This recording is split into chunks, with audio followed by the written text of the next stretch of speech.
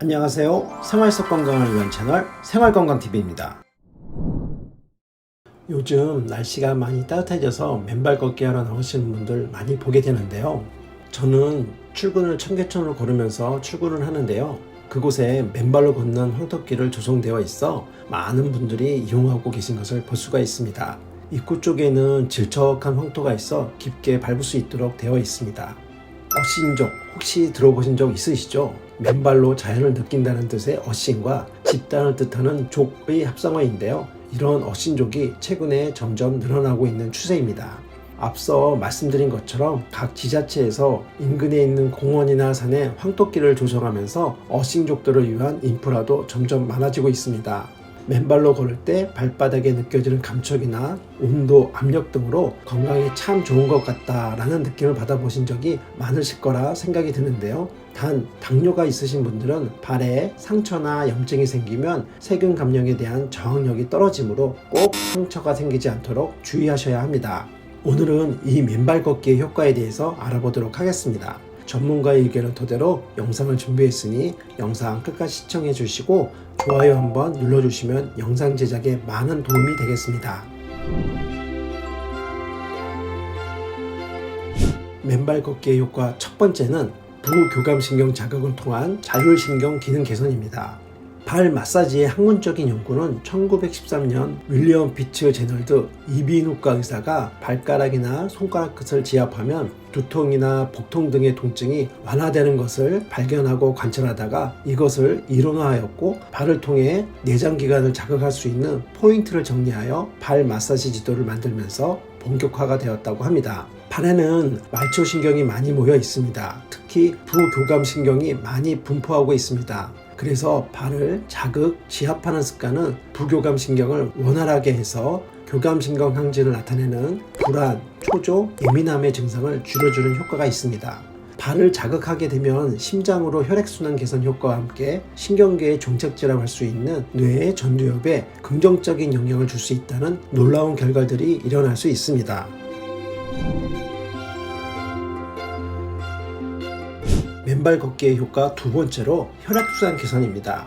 발은 제2의 심장이라고 할 정도로 혈액순환에 아주 중요한 역할을 합니다. 그래서 심장에서 뿜어져 나간 혈액이 전신을 순환하고 나서 다시 심장으로 돌아올 때 발에서부터 시작한 혈액순환 회로가 하체의 근육을 매개로 해서 심장으로 잘 되돌려 보내야 혈액순환이 원활해지는 것입니다.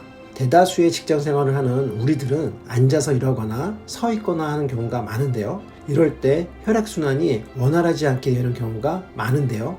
이럴 경우 시간이 지나 오후가 되면 머리는 멍해지고 온몸은 뻐근하고 피로감도 많이 느끼게 되는데요. 그래서 1시간 정도 일을 하신 후 10분 정도 일어나서 스트레칭이나 발 마사지 등을 하시게 되면 혈액순환에 많은 도움이 될 수가 있습니다. 그리고 여건이 되신다면 일주일에 2회에서 3회 정도라도 30분에서 1시간 정도 맨발 걷기를 해보신다면 더 많은 효과가 있을 겁니다. 단 돌길, 흙길에서 맨발 걷기를 하실 때 날카로운 물질을 조심하셔야 합니다.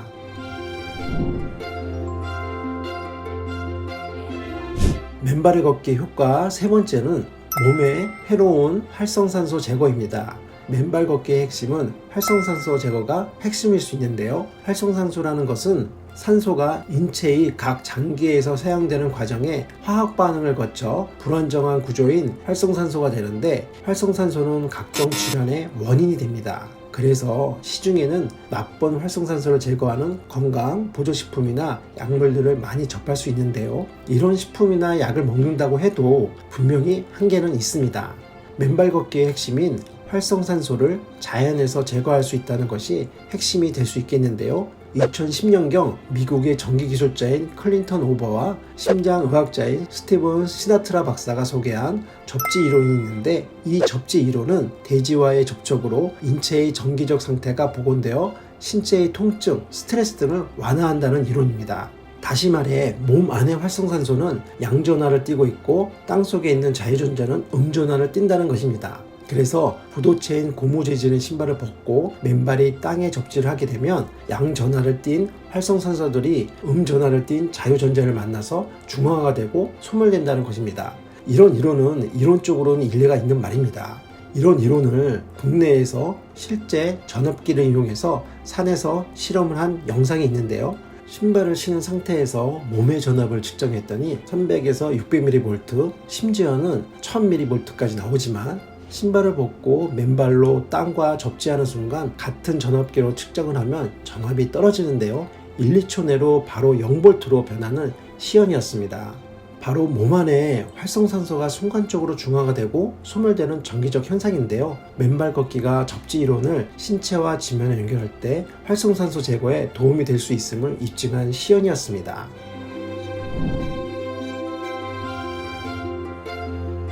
이처럼 맨발 걷기가 우리 몸에 매우 도움이 되는 것도 있지만 역시 과하면 과유불급이라고 했던가요? 너무 무리하지 않는 선에서 해주시는 것이 좋을 것 같습니다. 앞에서 말씀드렸듯이 맨발 걷기는 활성산소 제거에 많은 도움을 주는 것으로 말씀드렸는데 너무 무리한 운동을 하게 되면 오히려 활성산소 생성을 촉진시켜 신체 산화로 노화나 근교울계 질환을 유발할 수 있다고 하니 이 점 꼭 주의해 주시기 바랍니다. 그리고 맨발 걷기를 하실 때 지자체에서 조성한 황토길은 안전할 수 있겠지만 자연의 풀밭, 흙길은 주의하시고 항상 안전한 곳에서 조금씩 맨발 걷기의 양을 늘리는 것을 추천드립니다.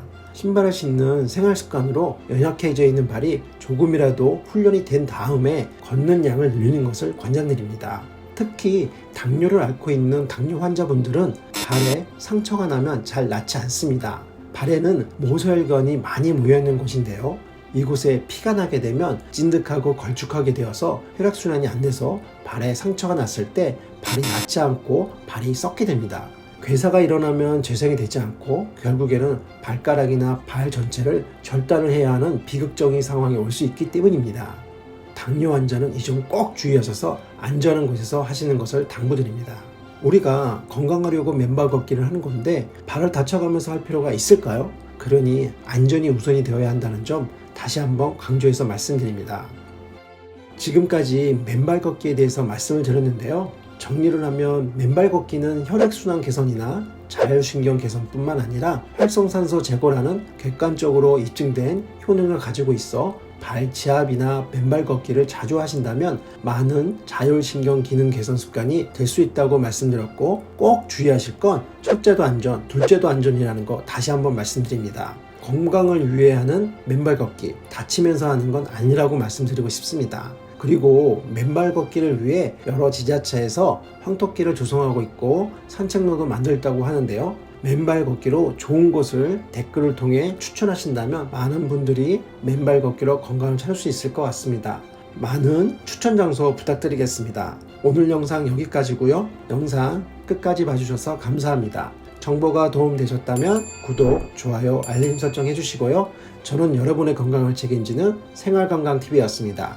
다음에 더 좋은 정보로 찾아뵙겠습니다. 항상 건강하세요.